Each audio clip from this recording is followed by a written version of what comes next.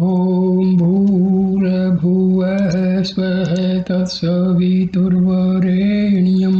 भर्गो देवस्य धीमहि धियो यो नः प्रचोदयात्। ओम शांति शांति शांति। उपनिषदों के ऋषियों ने सूक्ष्म बातें समझाने के लिए कहानियों का सहारा लिया था। हमारा जो दिमाग है वो कहानियों के द्वारा काफ़ी उलझी हुई बातें भी बड़ी आसानी से समझ लेता है। तो उपनिषदों के ऋषियों ने इस पद्धति का काफ़ी इस्तेमाल किया है और ज़्यादातर उपनिषदों में कहानियाँ हैं। आज मैं आपको एक कहानी सुनाता हूँ जिसमें देवताओं की शक्ति की परीक्षा की गई है। जब देवता और असुरों में युद्ध हुआ था तो देवताओं को विजय प्राप्त हो गई थी। इस विजय से उनके अंदर काफ़ी घमंड आ गया था। परमात्मा को अपने भक्तों में घमंड जो है पसंद नहीं होता है, तो उनका घमंड दूर करने के लिए प्रभु ने एक युक्ति का इस्तेमाल किया है। तो सुनिए ये कहानी। देवताओं और असुरों में बहुधा पड़ती नहीं थी। हमेशा लड़ाइयाँ होती रहती थी। आए दिन थोड़ी थोड़ी बातों में उनके बीच लड़ाई झगड़ा हुआ करता था। एक बार यह अनबन बहुत बढ़ गई और दोनों ओर से जमकर लड़ाई की तैयारी हुई। देवताओं के राजा इंद्र ने अग्नि, वायु आदि बलवान देवताओं की सहायता से डटकर असुरों का सामना किया। संयोग की बात, असुर सब के सब मारे गए। जो थोड़े बहुत बचे भी वे देश छोड़कर भाग गए। इस लड़ाई से देवताओं की धाक जम गई। चारों ओर उनकी वीरता की प्रशंसा होने लगी। यूं तो सभी देवताओं ने प्राण होम कर इस लड़ाई में वीरता दिखाई थी, परंतु अग्नि और वायु का तो इसमें बहुत बड़ा हाथ था। जो काम करता है वह नाम भी चाहता है। नाम का ही ऐसा लोभ होता है कि लोग प्राणों की कोई चिंता न करके बड़े से बड़े काम कर डालते हैं। देवताओं को भी यश खूब मिला। सारे जगत में उनकी बड़ी प्रशंसा होने लगी और ईश्वर को छोड़कर सब लोग देवताओं की ही पूजा करने लगे। इस मान प्रतिष्ठा को पाकर देवताओं को बड़ा घमंड हो आया। वह सोचने लगे कि अब संसार में हम लोगों से बढ़कर दूसरा कोई नहीं है। ईश्वर की पूजा में पहले वह बहुत मन लगाते थे, पर जब यह देखा कि सारी दुनिया हमारी पूजा करती है तो हमें किसी की पूजा करने से क्या लाभ है। इस विजय गर्व में उन्मत्त होकर वह इतने पथ भ्रष्ट हो गए कि स्वयं अपने ही मुंह से अपनी अपनी प्रशंसा करने लगे। पहले जहाँ वह सृष्टि के कण कण में परमात्मा का दर्शन पाते थे, वहाँ अभिमान के कारण दिखाऊ पूजा पाठ करने पर भी उन्हें हृदय में परम ज्योति का दर्शन दुर्लभ बन गया। ईश्वर की सर्वशक्तिमान सत्ता का विश्वास उनके हृदय से एकदम हट गया। वह स्वयं एकदम से असुर बन बैठे। भगवान को अपने भक्तों की सदा सुध बनी रहती है। जैसे पिता अपने प्यारे पुत्र का अकल्याण कभी नहीं देख सकता, उसी तरह भगवान के मन में भी देवताओं की इस गर्व भावना से बड़ी चिंता हुई। उन्होंने सोचा कि ये सचमुच बेहोश हो गए हैं। अभिमान के नशे में यह कुछ भी नहीं बूझ रहे हैं कि वास्तव में हमारा क्या हो रहा है। अगर इन्हें समय रहते ही सचेत नहीं किया जाता तो इतने दिनों तक हमारी सेवा करने का इन्हें क्या फल मिलेगा। यदि मैं इस समय इनकी इस करतूत को सह लेता हूँ तो इसका फल यही होगा कि ये सब भी असुरों की तरह नष्ट हो जाएंगे और फिर सारी दुनिया नरक बन जाएगी। विजय प्राप्त करके इतना घमंड इनमें जो आ गया है, सो निश्चय ही सबका विनाश करके छोड़ेगा। जो बड़े होते हैं वे इस तरह विजय पाकर पागल नहीं बन जाते, बल्कि उनमें और भी नम्रता आ जाती है। फल लगने पर पेड़ की डाली और भी नीचे की ओर झुक जाती है। इस तरह का विचार करके भगवान ने देवताओं का घमंड दूर करने का एक अच्छा उपाय निकाला। सवेरे का सुहावना समय था। अमरावतीपुरी के नंदन वन में इंद्र का दरबार लगा था। सब देवता मारे घमंड के अपनी अपनी डींगें हाँकते हुए एक दूसरे से झगड़ रहे थे कि बीच आसमान से एक परम तेजस्वी यक्ष पुरुष नीचे धरती की ओर उतरता हुआ दिखाई पड़ा। उस समय दसों दिशाओं में चकाचौंध मच गई। देवताओं की चमकदार आंखें मूंदने सी लगी। यहाँ तक कि अग्नि भी, जो अपने तेज को बहुत सजा बजा कर बैठे हुए थे, उस परम तेज से मलिन बन गए। देवताओं की हंसी एकदम बंद हो गई। सबकी अधखुली आंखें सामने दिखाई पड़ने वाले उस परम तेजस्वी यक्ष पुरुष की ओर लग गई। उसके परम तेज से सबका चेहरा फीका पड़ने लगा। थोड़ी देर तक सभी चुप बने रहे और इस तरह देखते ही देखते देवराज इंद्र की सारी सभा में एकदम सन्नाटा छा गया। आखिरकार सब देवताओं ने उस परम तेजस्वी यक्ष पुरुष के भेद को जानने के लिए अग्नि से बड़ी विनती की, क्योंकि वही सबसे अधिक तेजस्वी थे भी। पिछले महायुद्ध में उनकी वीरता की धाक सब देवताओं पर जम चुकी थी। थोड़ी देर तक अग्नि इधर उधर की टाल मटोल करते रहे, लेकिन जब देवराज इंद्र ने उन्हें बड़ी खरी बातें सुनाई तो मजबूर होकर उन्हें वहां से पता लगाने के लिए उठना ही पड़ा। निरुपाय अग्नि मारे शर्म के उस तेजस्वी यक्ष पुरुष की ओर धीरे धीरे बढ़ाने लगे, किंतु थोड़ी दूर तक भी नहीं पहुंच सके थे कि उनका बुरा हाल होने लगा। आंखें एकदम बंद सी हो गई। शिवा प्रकाश की जुम्हियों के उनकी आंखों से वह यक्ष पुरुष की आकृति भी धीरे धीरे गुम होने लगी। तेज की भयानक गर्मी से उनका शरीर जलने लगा, पर क्या करते, बाध्य होकर समीप तक तो जाना ही था। किसी तरह अग्नि उस यक्ष पुरुष से थोड़ी दूर पर पहुंच तो गए, परंतु वहां जाकर भी उनकी बोलने की हिम्मत नहीं हुई। थोड़ी देर तक आंखें बंद कर वह असह्य ताप सहन करते हुए किसी तरह केवल खड़ी रही। भगवान को दया आई। अपनी मंद मुस्कुराहट से आकाश और दिशाओं को उद्भासित करते हुए वह बोले, भाई तुम कौन हो? इस तरह यहाँ खड़े होने का तुम्हारा उद्देश्य क्या है? अग्नि का तेज अभी इतना गला तो था नहीं। सवर को बनावटी ढंग से गंभीर बनाते हुए उन्होंने कहा, मेरा नाम अग्नि है। कोई कोई मुझे जात वेदा भी कहते हैं। मैं जानना चाहता हूँ कि आप कौन हैं। भगवान ने देखा कि अग्नि का सवर कितना बनावटी है और इसमें घमंड की बू तनिक भी कम नहीं हुई है। भीतर की बातें बाहर लाने के लिए उन्होंने पूछा, भाई अग्नि, क्या मुझे यह बतला सकते हो कि तुम्हारा काम क्या है?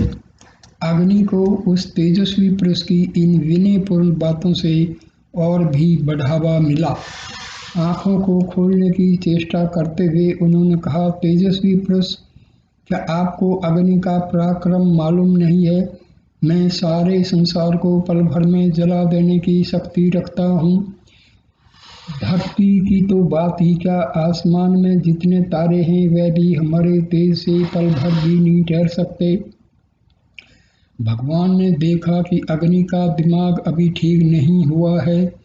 धरातल से एक तिनका उठाकर उन्होंने अग्नि की ओर फेंकते हुए कहा, अग्निदेव, मैं सचमुच नहीं जानता कि तुम किस तरह किस वस्तु को जला सकते हो। इसलिए तुम इस तिनके को जलाकर मुझे तनिक अपना पराक्रम तो दिखलाओ।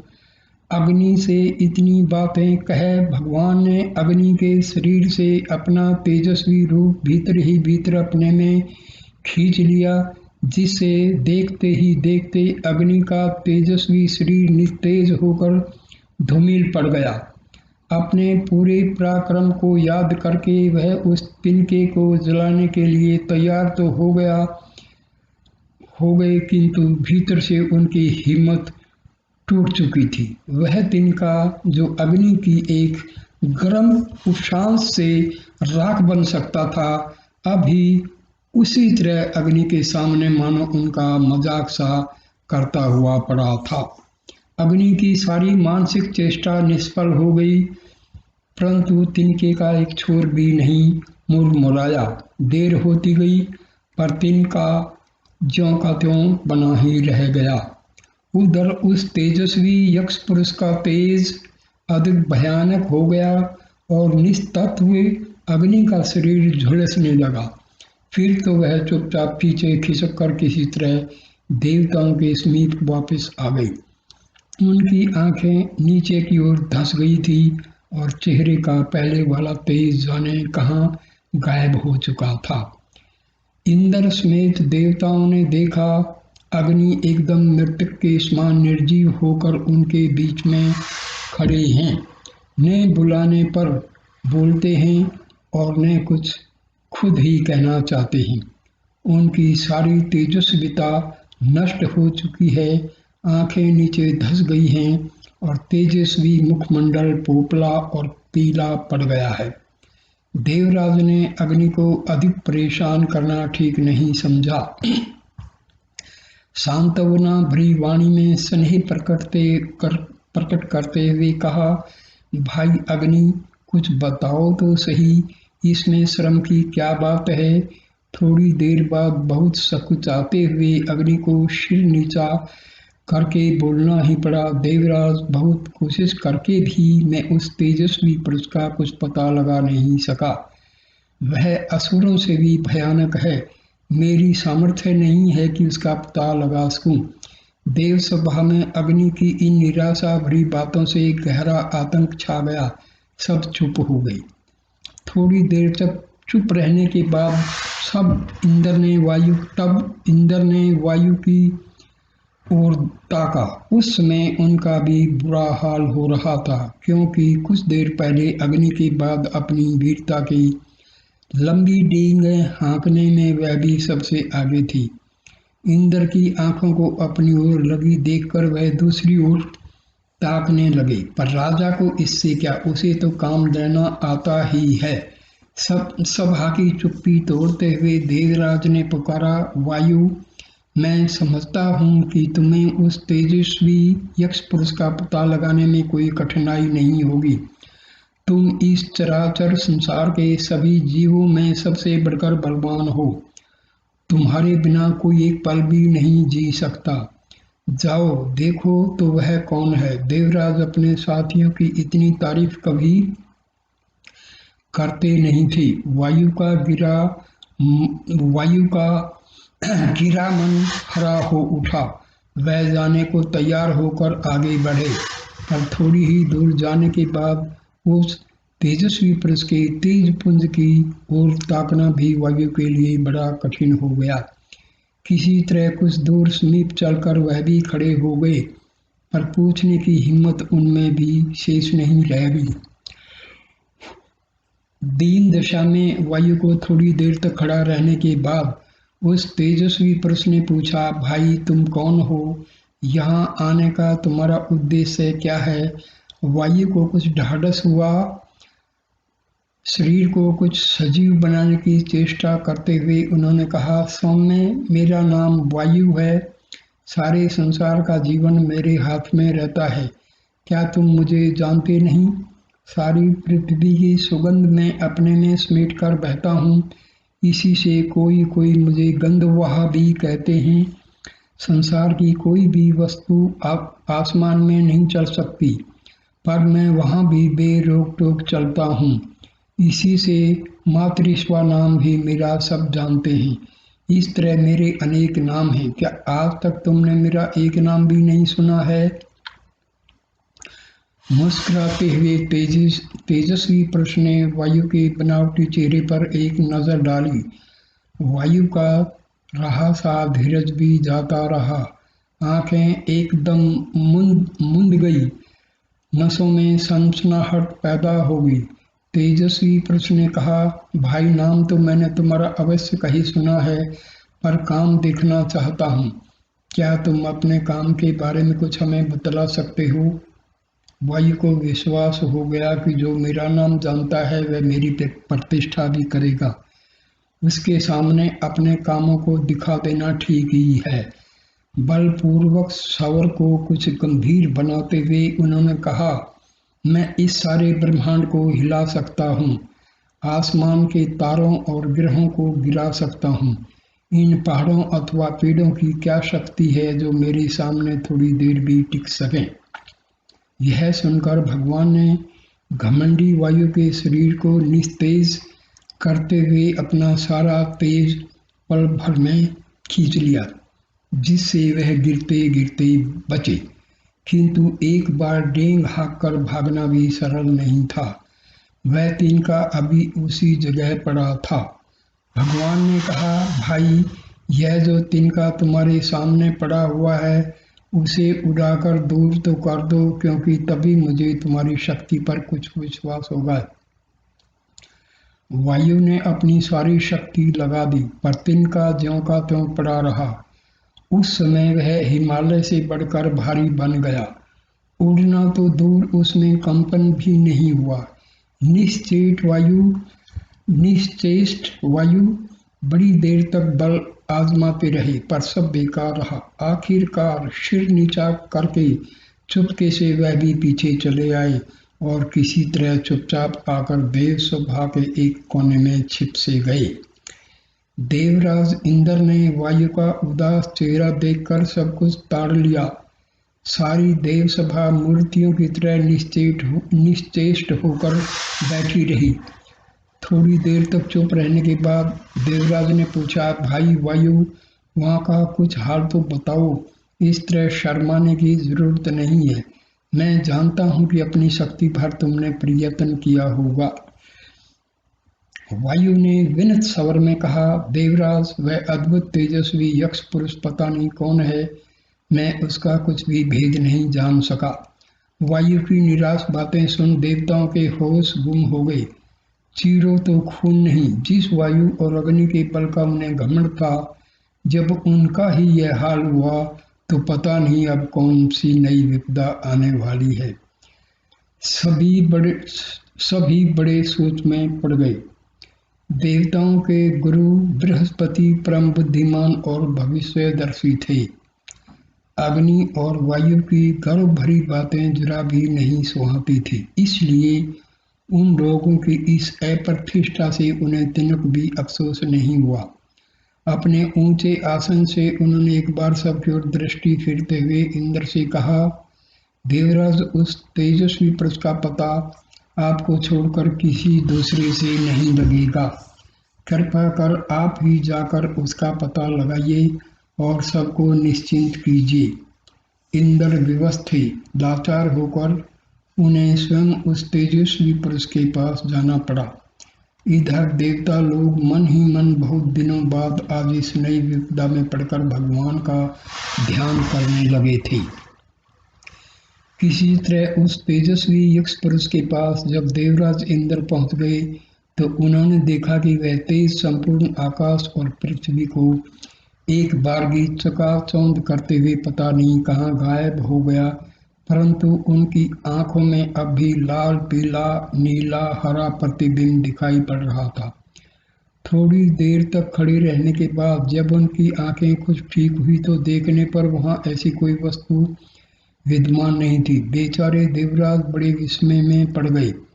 कुछ भी हो, जिन्होंने देवताओं पर इतने दिनों तक शासन किया, परम बुद्धिमान तथा शक्तिशाली असुरों को हराया, वह इतनी जल्दी हिम्मत कैसे हारते? उन्होंने समझ लिया कि सिवाय भगवान के और किसी दूसरे की करतूत यह नहीं है। बस देवराज वहीं समाधि में बैठकर ध्यान करने लगे। बड़ी देर तक ध्यान करते रहने के बाद उन्हें आसमान से फिर उसी तरह का तेज पुंज नीचे उतरता हुआ दिखाई पड़ा, पर इस बार वह तेज पुंज पुरुष रूप में नहीं था।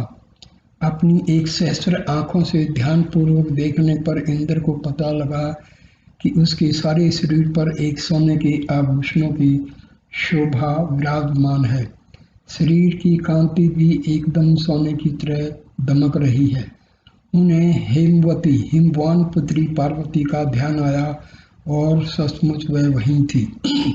समीप आकर वह गंभीर मुद्रा में इंद्र की ओर देखते हुए खड़ी हो गई। देवराज इंद्र भी सहम कर समाधि से उठ खड़े हुए और आदर सादर झुककर उन्होंने प्रणाम किया। थोड़ी देर तक खड़े रहने के बाद इंद्र ने विनय भरे स्वर में पूछा, आप सारे संसार की जननी हैं, भगवान शंकर की आधार स्वरूप हैं। आपसे इस चराचर संसार में कोई भी वस्तु अज्ञात नहीं है। अभी थोड़ी ही देर हुई, यहीं पर एक परम तेजस्वी यक्ष पुरुष दिखाई पड़ा था। मैंने अग्नि और वायु को उसके भेद जानने के लिए भेजा, पर वह निराश लौट गए, कुछ भी नहीं जान सके कि वह तेजस्वी पुरुष कौन था। अंत में निरुपाय होकर मुझे स्वयं आना पड़ा, मगर समीप आते आते वह जाने कहाँ विलीन हो गया। हे देवी, आप उस तेजस्वी पुरुष को अवश्य जानती होंगी, कृपया उसका भेद बतलाकर मेरे मन का विस्मय दूर कीजिए। जगदम्बा को अपने पुत्र पर दया क्यों नहीं आती। अपने मुख चंद्र के हास्य रूप से अमृत से इंद्र के मुरझाए हुए चेहरे को सींचती हुए बोली, वत्स, वह तेजस्वी यक्ष पुरुष कोई साधारण पुरुष नहीं था, वह साक्षात ब्रह्म था, जिसका भेद अग्नि और वायु क्या बता सकेंगे। सारे संसार में ऐसा कोई नहीं है जो उसका भेद जान सके। वही सबका उपकार करता है, सबका विनाश भी करता है। अच्छे काम करने वालों का वही साथी है और बुरे काम करने वालों का वही शत्रु है। उसने तुम्हारी ओर से असुरों का विनाश किया है। तुम सब तो एक दिखावटी बहाने थे। उसकी इच्छा के बिना कोई चींटी की टांग भी नहीं टेढ़ी कर सकता। अग्नि और वायु ने बहुत चाहा कि उस तिनके का कुछ बिगाड़ दे, मगर उसकी जब इच्छा नहीं थी तो वह क्या कर सकती थी। उसी ब्रह्म की महिमा से ही तुम्हारे शत्रु असुरों का विनाश हुआ, क्योंकि वे हमेशा बुरे कामों में लगे रहते थे। मगर तुम लोग ने यह समझ लिया कि असुरों का विनाश हम सबों ने किया है, और यही समझकर तुम सब में घोर अभिमान भी छाया हुआ है। उस अभिमान को छोड़ दो, वही सब पापों की जड़ है। भगवान पाप से बड़ी घृणा करता है। वह किसी पाप करने वाले से घृणा नहीं करता, बल्कि उसके अवगुणों से करता है। अब अवगुणों को छोड़ देने पर पापी भी उसका भक्त बन जाता है। थोड़ी देर में यही समझ लो कि इस संसार में वही सबसे बड़ा दयालु और सबसे बड़ा शक्तिशाली है। अपने अभिमान को छोड़ देने पर तुम सब पहले की तरह फिर उसके प्रिय पात्र बन जाओगे। भगवती पार्वती की इन सीधी सादी बातों ने देवराज इंद्र पर अपना अनुपम प्रभाव डाल दिया। उनकी अभिमान से काली आत्मा इस उपदेश रूपी अमृत से धुलकर चमक उठी। आंखों से कृतज्ञता के आंसू निकल पड़े और फिर दिल की सारी जलन बाहर हो गई। माता के चरणों पर गिरकर उन्होंने उसके वरदायी हाथों का कोमल और सुखदायी स्पर्श अनुभव किया। आखिरकार चिरकाल तक सुखी होने का पवित्र आशीर्वाद पाकर देवराज इंद्र अपनी सभा की ओर वापस लौटे और जगदम्बा पार्वती भी आशीर्वाद देकर वहीं अंतर ध्यान हो गई। इधर देवसभा उत्सव आंखों से कल से इंद्र देव की राह देख रही थी। इंद्र के पहुंचते ही सब देवता उठकर खड़े हो गए। उस समय उन्होंने देखा कि सहज प्रसन्नता और भीतरी शांति से इंद्र का तेज कई गुना अधिक हो गया था। ब्रह्म के निर्मल प्रकाश ने उन्हें संसार के सब तत्व स्पष्ट हो रहे थे।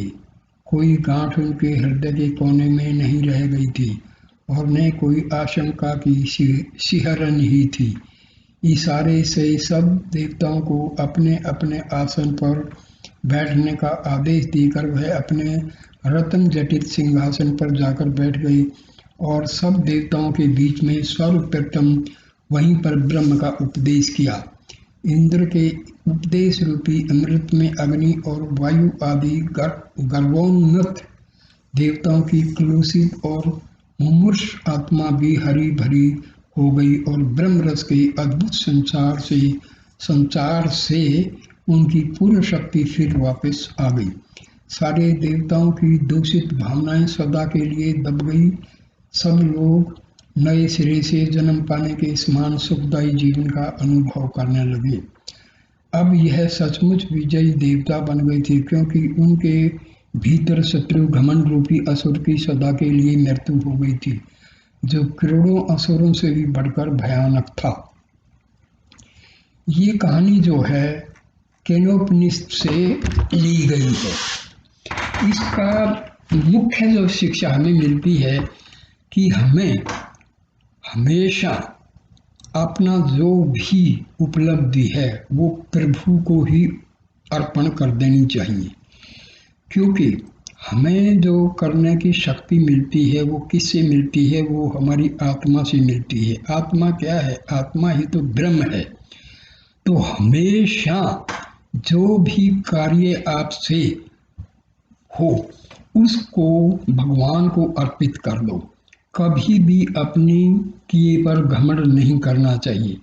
घमंड जो है हमारी बुद्धि को, हमारे मन को जो है कलुषित कर देता है और ये हमारे लिए आध्यात्मिक के रास्ते पर जो हम चल रहे हैं उसमें बहुत बड़ी बाधा बन जाता है। नमस्कार दोस्तों, यह पहली कहानी है। मैं और भी जितनी कहानियाँ हैं उनके वीडियो आपको ज़रूर दूंगा।